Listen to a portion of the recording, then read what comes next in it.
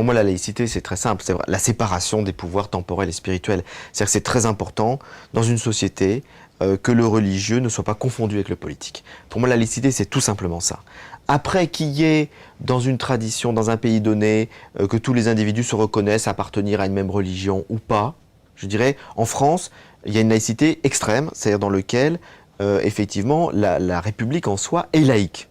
Donc il y a non seulement séparation des pouvoirs, mais on considère que les Français n'ont pas de religion, ou qu'ils ont toutes les religions qu'ils veulent, finalement. Ce qui n'est pas le cas dans un tas d'autres pays. Les Anglais sont officiellement anglicans, je crois que les Suédois sont officiellement luthériens. Enfin, il y a quantité de pays où il y a une séparation de fait entre le religieux et le politique, mais en même temps, il y a une identification de la nation à une religion. Bon. Donc c'est d'autres formes de laïcité. Peu importe pour moi. Par exemple, si un pays musulman voulait se reconnaître comme musulman tout en ayant une séparation de fait des pouvoirs, ça va.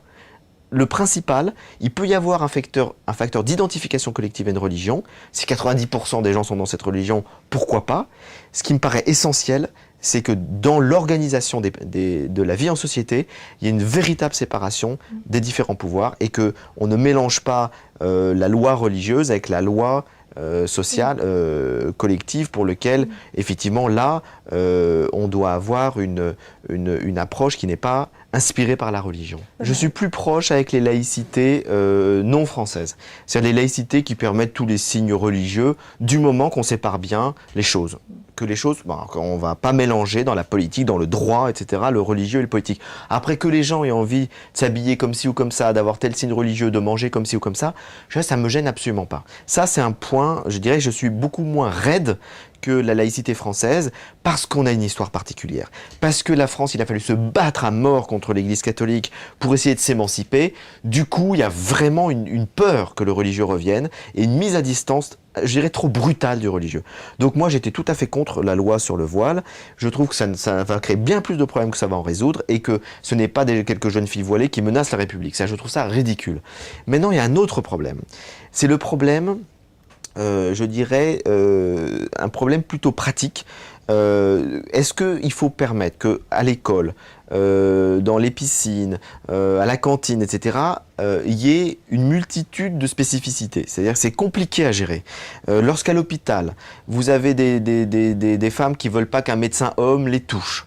S'il n'y a pas de médecin femme, qu'est-ce qu'on fait? Lorsqu'on demande, les témoins de Jéhovah ne veulent pas de transfusion sanguine, qu'est-ce qu'on fait? Lorsque au nom de sa religion, on demande 1000 exceptions, ça devient ingérable.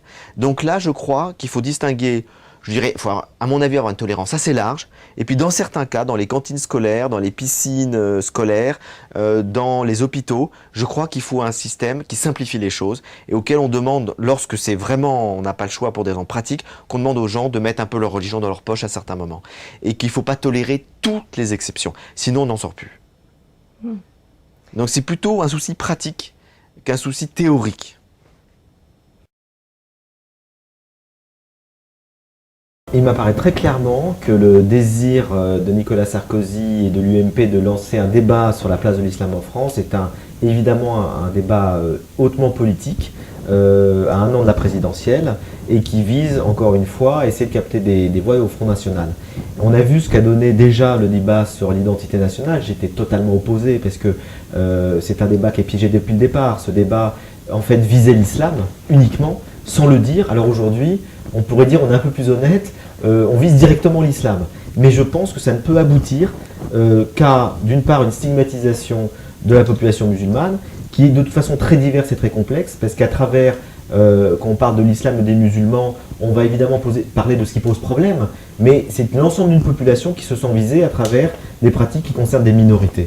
Ça, c'est la première chose. La deuxième chose, c'est que il est bien évident que ça va plutôt, ce genre de débat public renforce les peurs, renforce tout ce qui est le rejet de l'étranger, du différent, de ce qui inquiète, et donc ça va renforcer l'extrême droite. Il faut regarder les choses au cas par cas. Qu'il y ait des problèmes sur la question de la formation des imams, c'est un problème précis. Qu'il y ait eu le problème du voile, et notamment du voile intégral, c'est un problème précis, et qui concerne quelques centaines d'individus. Qu'il y ait un problème sur la question de la construction de mosquées, c'est un problème précis qu'il faut regarder. Mais chaque fois, ce sont des problèmes particuliers qui ne concernent pas la totalité des musulmans. Or, poser la question de l'islam en France, on stigmatise toute une population, comme si cette population posait problème en soi.